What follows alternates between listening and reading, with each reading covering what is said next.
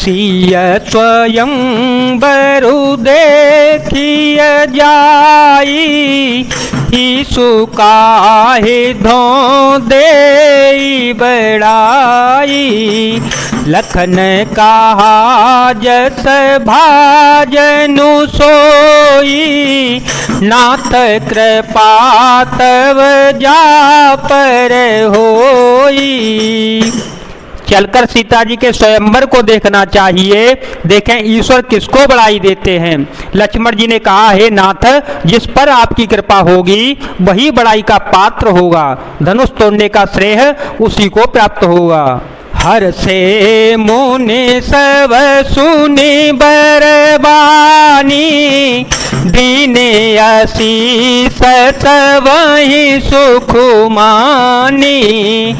पुण्य मुनि वृंद समेत कृपाला, देखन चले धनुष मखसाला।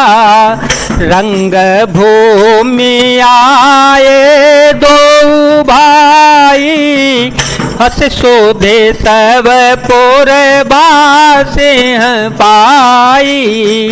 चले सकल ग्रह काज बेसारी, चले सकल ग्रह काज बेसारी।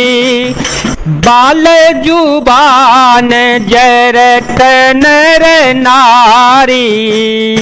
इस श्रेष्ठ वाणी को सुनकर सब मुनि प्रसन्न हुए, सभी ने सुख मानकर आशीर्वाद दिया। फिर मुनियों के समूह सहित कृपालु श्री रामचंद्र जी धनुष यज्ञशाला देखने के लिए चल पड़े। दोनों भाई रंगभूमि में आए। ऐसी खबर जब सब नगर निवासियों ने पाई, तब बालक जवान बूढ़े स्त्री पुरुष सभी घर और कामकाज को भुलाकर चल दिए। देखी जनक भीर भय भारी, देखी जनक भीर भय भारी। सुच सेवक सवलिए हकारी, तुरत सकल लोग पहे जाओ, तुरत सकल लोग पहे जाओ। आसन उचित देओ सब काहो। जब जनक जी ने देखा कि बड़ी भारी भीड़ हो गई है, तब उन्होंने सब विश्वास पात्र सेवकों को बुलवा लिया और कहा, तुम लोग तुरंत सब लोगों के पास जाओ और सब किसी को यथा योग्य आसन दे दो। कहे मृदु वचन विनीत तिन, बैठारे नर नारे। उत्तम मध्यम नीचल गो, निज निज थल अनुहारे। उन सेवकों ने कोमल और नम्र वचन कहकर उत्तम, मध्यम, नीच और लघु सभी श्रेणी के स्त्री पुरुषों को अपने अपने योग्य स्थान पर बैठा दिया। राज को वरते अवसर आए, मनहु मनोहर तातन छाए।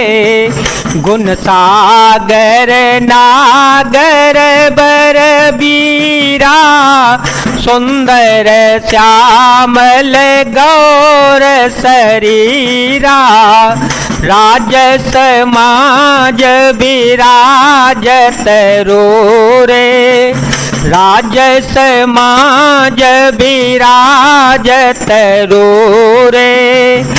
उड़गन महु जनो जोग विधु पूरे, जिनके रही भावना जैसी, जिनके रही भावना जैसी।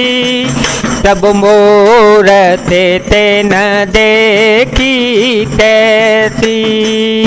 उसी समय राजकुमार राम लक्ष्मण वहां आए। वे ऐसे सुंदर हैं मानो साक्षात मनोहरता ही उनके शरीर पर छा रही हो। सुंदर सांवला और गोरा उनका शरीर है।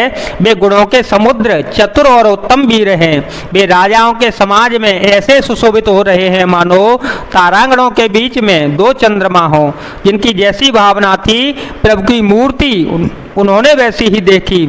देखहि रूप महारन धीरा, देखहि रूप महारन धीरा, मनहु वीर रसोधर शरीरा, डरे कोटिल नृप प्रभु निहारी, डरे कोटिल नृप प्रभु निहारी, मनहु भयानक मूरत भारी। महान रणधीर राजा लोग श्री रामचंद्र जी के रूप को ऐसा देख रहे हैं मानो स्वयं वीर रस शरीर धारण किए हुए हो।